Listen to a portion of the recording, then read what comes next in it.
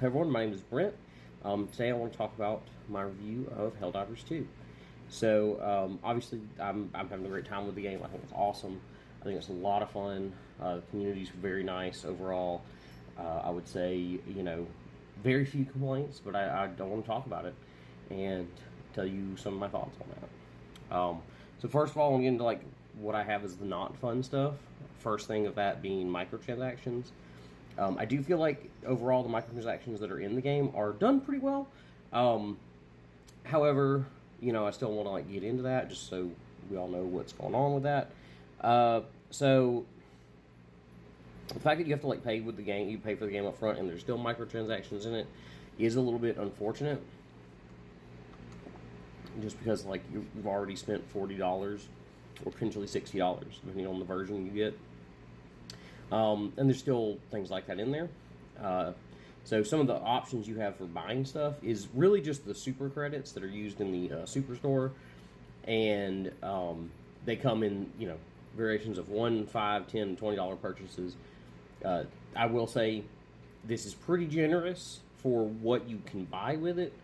If you were to buy the $20 credit option, which gives you just over 2,000 super credits, if I'm correct, from my memory. You can buy a premium war bond, which, that's cool. That gives you more stuff to unlock, more reasons to keep playing. I get that. That seems fine. And then you could probably buy whatever's in the superstore that day twice over, depending on what they have on offer. Some of the prices are, have gone up to be more expensive. Some are less expensive, but overall, you could easily do that if you would purchase the $20 option. So, I've already mentioned stuff about the Superstore. We've got around 600 or so credits to purchase everything in the Superstore. These numbers aren't exact, so, don't hold that against me. Premium War Bond, like I mentioned, 1,000 credits, $10, just get you extra stuff to unlock. I wouldn't say that stuff is necessarily, necessary to complete the game, complete the game. It's not necessary to, play the game on, a higher level necessary. It's just extra stuff, which I think is fine. I've already mentioned, there's a $40 option and a $60 option, which are still much cheaper than most games that have released in recent years. So, I have no problem with that. That seems fine. Not really particularly that expensive. Once again, you're paying up front, and then you also have microtransactions. Saving grace of that, you can find super credits in-game, which I do think is awesome. And depending on the level at which you're playing at, the literal challenge level, you'll find more super credits. So, that, pretty fair. Not a lot to complain about. Well balanced, I would say. Still, kind of just because you're already paying full price for something and then having microtransactions in there as well. So, some of the neutral stuff that we got going on. Just more facts. But it's a pretty good looking game. Not amazing, but it doesn't need to be. It's good enough for what it is, and I don't really have any complaints about that.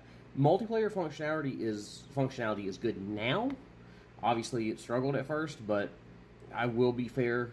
This was not a game that was intended to be a blockbuster. It was not intended to have millions and millions of players. So I will say, they've done their best. They've done their best to repair that on the back end as quickly as possible. So I think it's pretty. I think it's doing pretty good right now. The menu design, I love it. If you've ever played Fable 3, I played Fable 3 back in the day. I think Fable 3 had this cool idea. I don't think the most popular one, but when you go to pause the game, it doesn't open a menu.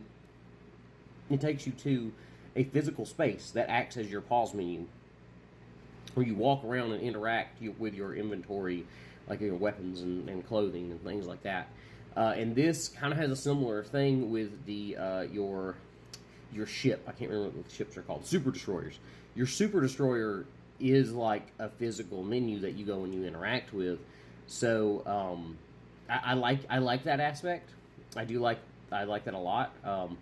Especially the galactic map. I think it's really fun how they present that, because you don't go into a menu of the galactic map. You are just looking at the table of the galactic map, which is awesome.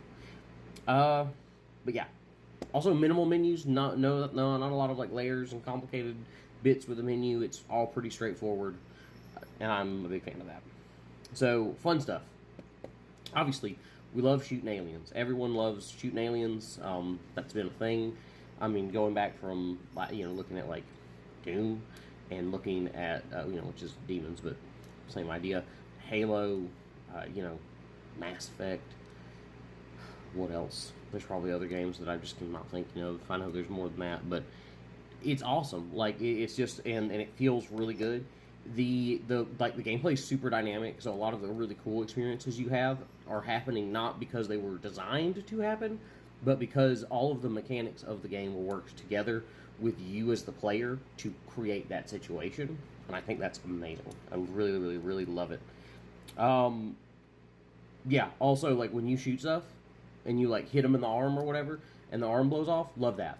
Love that the damage is, like, I don't know, like, it, like, replicates what you think it should do. Like, if I shoot the bugs in the leg and the leg gets blown off, like, I see the bullet holes, and, like, it seems very, like, reactive to what I've done to it, and I think that's awesome. Squad communication is amazing. I love the communication wheel. Obviously, voice chat's awesome, but, like, the way you can communicate with your squad without using voice chat is really cool. Super accessible for people who otherwise may not be able to use a mic, or those who simply can't communicate in a traditional format. I think that's awesome. Love it. Very clear what you want to do with things. When you highlight things, it tells you what it is without just it being like a ding on the map. It's actually like your character will say, there's a charger, or there's a destroyer, there's a Hulk, there's like a whatever. And I really like that. The stratagems. Fuck yes. Amazing. I love throwing space lasers down. I think that's amazing. I they're really cool. Like, that's all there is to it. Obviously some people complain about, like, team killing, but, like, that's part of the game. That's fine. And getting kill streaks with stratagems is really nice. So secrets on planet, there's lots of, like, secret stashes. There's lots of interactables throughout the world. Places where you can find materials, credits, cash, like, whatever. Like, there's just a ton of these things, like secret that you wouldn't know how to interact with, like the storage units you have to throw a grenade at, or hit it with something explosive to blow the door off so you can get in there and get the stuff. Love it. It's great. Didn't need to do that either. It's really, really awesome that it's on there.